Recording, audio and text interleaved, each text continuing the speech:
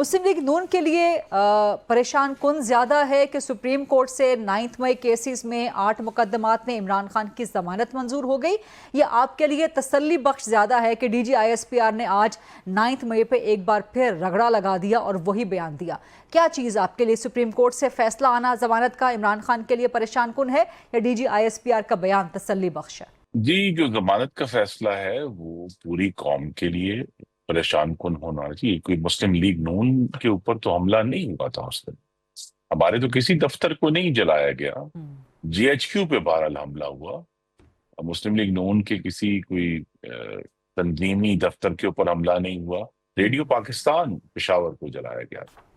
جنا ہاؤس لاہور کو جلایا گیا، اور جو شہید ہیں وہ تو کسی جماعت کے نہیں ہیں، جنہوں نے اپنی جانیں اس ملک کے لیے دی ہیں۔ تو اگر ان کی یادگاروں کی بے حرمتی ہوئی ہے تو وہ ہم سب کے لیے ایک تشویش کی بات ہے، لیکن اس کے ساتھ ساتھ لاہور میں مسلم لیگ نون کا ایک آفس جلائے جانے، اس پہ حملہ کرنے کا بھی کیس ہے نا 9 مئی میں، اس میں بھی جی، لیکن وہ لیڈرز کو اور کارکنوں کو سزا ہوئی۔ میں نے کہا یہ صرف اکیلا ہمارا کیس نہیں تھا، یہ پوری قوم کا کیس تھا، اور اس پر تشویش ضرور ہمیں ہونی چاہیے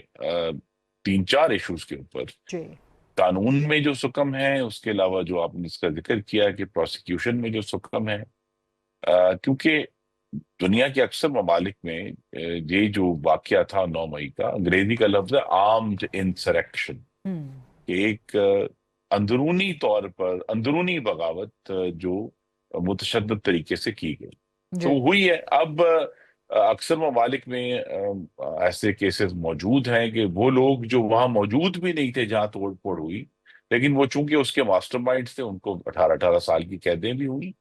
تو لہٰذا یہ ہم سب کے لیے پریشانی کا مرحلہ ہونا چاہیے کہ 9 مئی کا جو ہے معاملہ وہ پی ٹی آئی کے تو پورے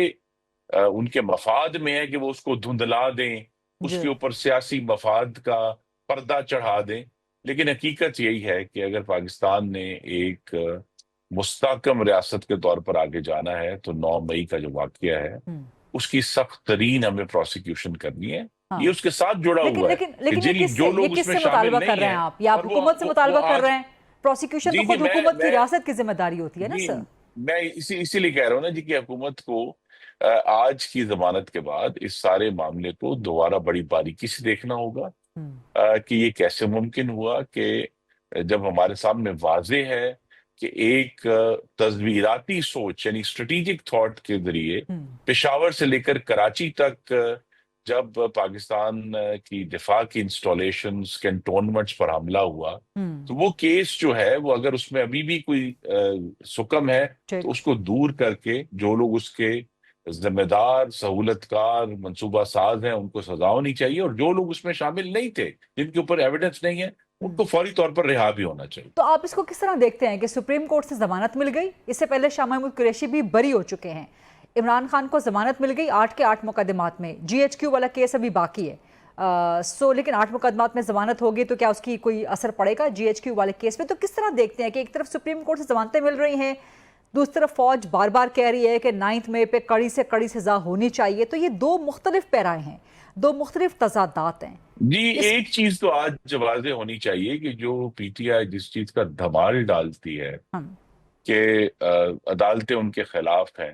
آج سپریم کورٹ نے تو سارے غبارے سے ہوا نکال دی ہے کہ انہوں نے اگر سپریم کورٹ نے سمجھا، اب لہذا جو فیصلے جب یہ اس فیصلے کے اوپر خوشی منائیں گے اور شادیانے بجائیں گے تو پھر ان کو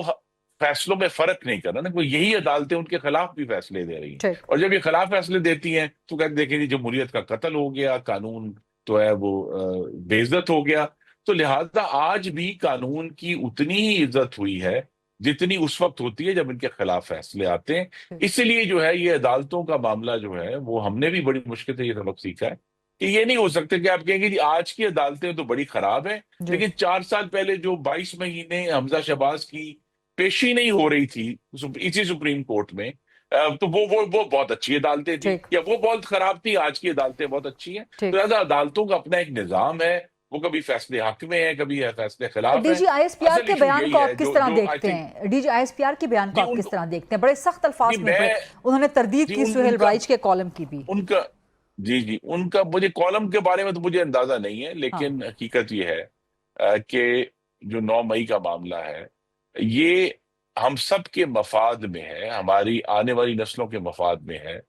कि 9 मई के वाक़े के ऊपर सियासत की धुंध और सियासत का गंद ना फेंका जाए और इसको वाज़ेह तौर पर देखा जाए जो असल वाक़या था कि ये रियासत के ऊपर एक सियासी जमात की तरफ से मुतशद्दद सोचा समझा हमला था और लिहाजा उसके ऊपर सजा होनी चाहिए ताकि आइंदा आने वाले जो साल है पाकिस्तान ने इंशाल्लाह क़यामत तक कायम रहना है कि सियासी जमातें तशद्दुद का रास्ता ना अपनाएं, क्योंकि ये जब सियासी जमातें तशद्दुद का रास्ता अपनाती हैं तो फिर दहशत गर्दों के लिए भी जो तशद्दुद का दरवाजा है वो खुल जाता है। तो हमें ये दरवाजा, हमने 80,000 पाकिस्तानियों की शहादत जो है वो बर्दाश्त की, हम सब ने मिलकर नाहक खून बहा है पूरे पाकिस्तान में। अगर वो सियासी जमातें भी इस खून बहाने में शामिल हो जाएंगी या उसको जस्टिफाई करने में शामिल हो जाएंगी तो फिर पाकिस्तान में जो बहुत एक मुश्किल से हमें इस्तेहकाम मिला है, माली तौर पर भी, सियासी तौर पर भी, मुआशी तौर पर भी, उसको बरकरार रखना इस वक्त पहली ड्यूटी है हम सब। तो जरा क्विकली फरमा दीजिएगा कि अब सुप्रीम कोर्ट से जो रिलैक्सेशन मिली है इमरान खान को, तो क्या आप समझते हैं कि ये केस अब ज्यादा बिल्ड हो गया है कि 9 मई का मुकदमा मिलिट्री कोर्ट में चलाया जाए? जी, ये तो फैसला हुकूमत ने करना है, रियासत ने करना है, लेकिन जैसा मैंने कहा आज की जो फैसला है उसके जो मंदरजात है उसको गौर से पढ़कर जो अगली स्ट्रेटजी है उसको सेट करना चाहिए। इसका ये मतलब नहीं है कि मिलिट्री कोर्ट में आपके ऊपर बर्डन ऑफ एविडेंस नहीं है, बर्डन ऑफ एविडेंस तो मौजूद है हर जगह पे, हर जगह आपने अपना केस साबित करना है, लेकिन इसको सोच समझ कर मजबूत बुनियाद पर केस लड़ना है। मिलिट्री कोर्ट उसमें सिर्फ एक ऑप्शन है। ठीक।